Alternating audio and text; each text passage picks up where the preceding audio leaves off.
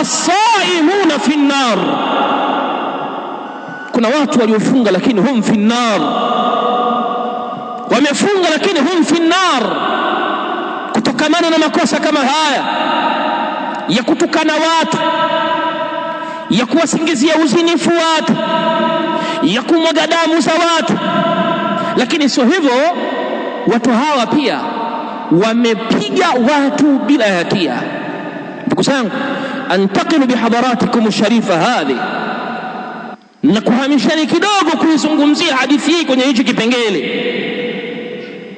Nchi ya Irani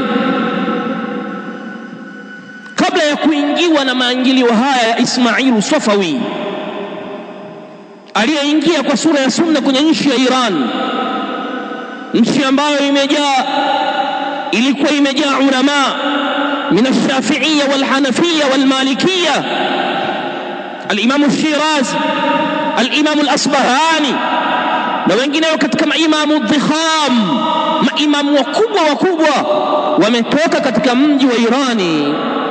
Na miaka hiyo ya nyuma ulikuwa ni mji ambao yusharu ilaihi bilbanan, ni mji unaoashiriwa kwa vidole, ni nchi inaashiriwa kwa kheri, inaashiriwa kwa mazuri.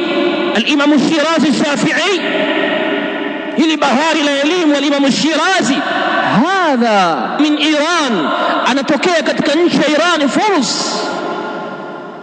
Hii ni miaka ya nyuma sana, mpaka mwaka 1900 na kitu, mpaka mwaka 1090 na alipokuja kuingia bwana mmoja aitwaye Ismail Safawi, akauleta utawala wa Safawia katika nchi ya Iran.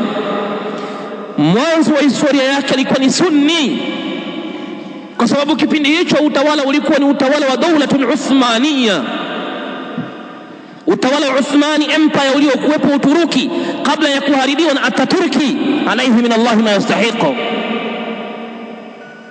Ismail Safawi aliingiza katika nchi wa Irani, akaanza harakati polepole, wa adkhala at-tashayyu'a fi Iran, akaingiza ushia katika nchi ya Iran, akaanza kunyanyua sha'nu ahla bait Rasulillah, akaanza kunyanyua jambo la familia ya Mtume sallallahu alaihi wasallam, na pia vile vile wayuhinu amra sahaba, na akaanza kulidogosha jambo la masahaba, wakina Abu Bakar, wakina Umar, wakina Uthman, wakina Talha na wengineo.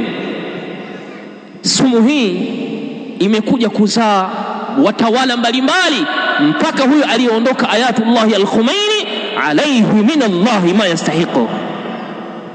Ndugu zangu, tunazungumza historia hii wa nahnu ala dhukrin, tukiwa na kumbukumbu zilizokuwa thaqiba, tunayaona yanaendelea kwenye ulimwengu wa leo hii. Msije mkaisahau historia hii.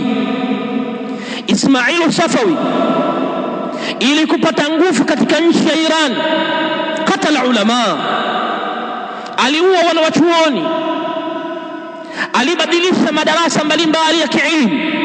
Utawala wake na waliokuja baada yake walibadilisha Irani na kuwa ni biladu tashayyu'i, ay biladu al-majusi,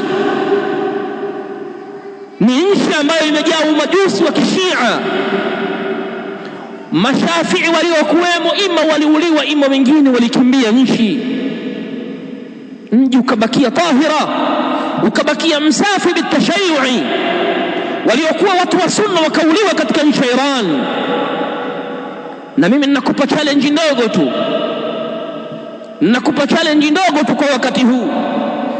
Una simu yako, una marafiki zako wanasoma Iran, wa Tanzania wasiokuwa wa Tanzania, fas'aluhum, waulize aina tujadu masajidi ahli sunna, aina tujadu masajidu ahli sunna, misikiti ya watu wasiokuwa mashia inapatikana wapi katika nchi ya Iran?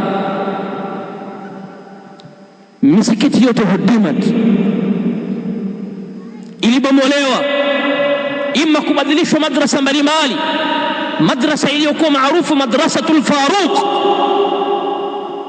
madrasa ilijulikana kwa jina la Umar bin Khattab, ghuyirat wa budilat, ilibadilishwa. Na wakati mwingine walibomoa ukuta wake wa mbele na wakalifuta jina lililokuwepo pale.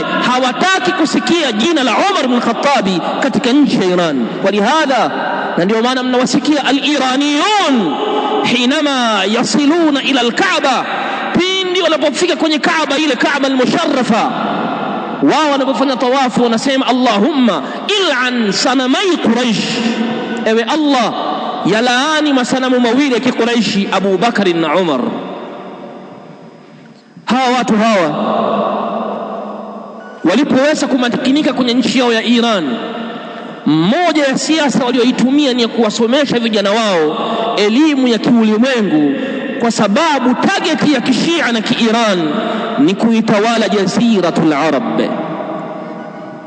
Yani zile nchi zote za Kiarabu unazozijua wewe, makusudio ya Muirani, nuktatul intilaqi ya mwanzo ni zote ziwe tahta saitarati, aweze kuwa juu ya hizo nchi zote. Alitoa nguvu kubwa sana na mali kuwasomesha, aliwasomesha, na ndio hawa mnawasikia leo Irani ni nchi inateteresha dunia kwa silaha.